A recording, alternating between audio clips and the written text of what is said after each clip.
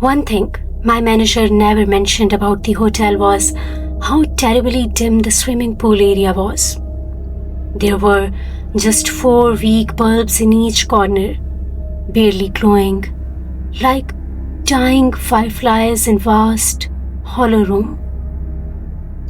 It was the largest space in the entire hotel, yet it felt the most suffocating because of that poor lighting. The dimness made the edges of the pool vanish into darkness, and sometimes I felt like the shadows were alive, watching me. Every time I looked into that still black water, I had this strange, chilling thought that something or someone might rise from the depths, grab my legs, and pull me down, with no one around to hear my scream. I shook off the feeling and forced myself to focus on my job, cleaning the pool. As I leaned forward to scoop out a few leaves and debris, I noticed something in the water.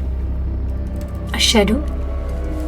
The reflection of a tall figure standing right behind me. My heart stopped. I spun around instantly, so fast that I nearly slipped into the water. But no one was there. The hallway behind me was empty, completely silent. I looked back into the pool again. The reflection was gone. My hands were trembling as I rushed to finish cleaning, locked the door of the pool area, and hurried back to the reception counter. When I told my colleagues about what happened, they just laughed. They thought I was imagining things or trying to scare them. That made me furious, because I knew what I saw. A few weeks later, I experienced something that still haunts me to this day. That night, the news warned about a massive storm approaching with possible power cuts. I was sitting alone in the common area watching the report, when suddenly the lights went out. Darkness swallowed the hotel. Almost immediately, the phone rang. It was a guest, furious about the blackout, shouting why the hotel didn't have a generator. I explained calmly that the generator had broken down just yesterday, but he didn't care. He hung up after venting his anger. I decided to grab the old torch my manager had given me just in case. But the torch was ancient. The light flickered weakly, barely bright enough to see a few feet ahead. As I walked through the dark hallway, I heard something, a faint sound. It was the soft sobbing of a woman, a sound that didn't belong to any guest I knew. It was coming from somewhere behind the walls. I moved the torch around, trying to find where it was coming from.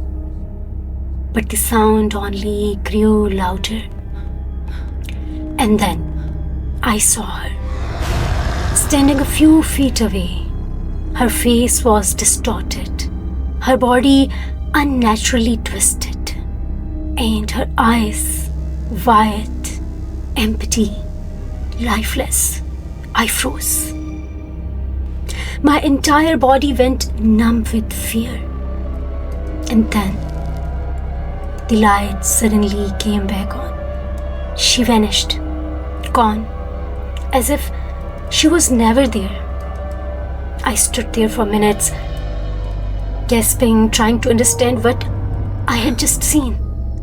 When I finally calmed myself, I quietly returned to the counter. I left an hour before my shift ended. When I got home, I called my boss and told I was sick. But in truth, I just couldn't face going back there. Every time I closed my eyes that night, her twisted face appeared again and again. If the power hadn't returned at that moment, I don't even want to think about what might have happened. Now, it's been 4 months since I started working here. If I could just make it to 6, I would finally have enough experience to leave. But until then, I am trapped. It's another stormy night. The news says heavy rain and strong winds again. This time, I came prepared. I have bought a new torch, fully charged my laptop, and even packed an extra battery. Nothing can go wrong, right? Wait, damn it. I think I left the torch in the car. Low battery? My laptop wants. I reached around in the dark, searching for the spare battery, but I can't find it. And then, I hear it again. That same soft sobbing sound, coming closer. When they searched the hotel the next day, they found the night receptionist body on the hallway floor, disfigured in the exact same way.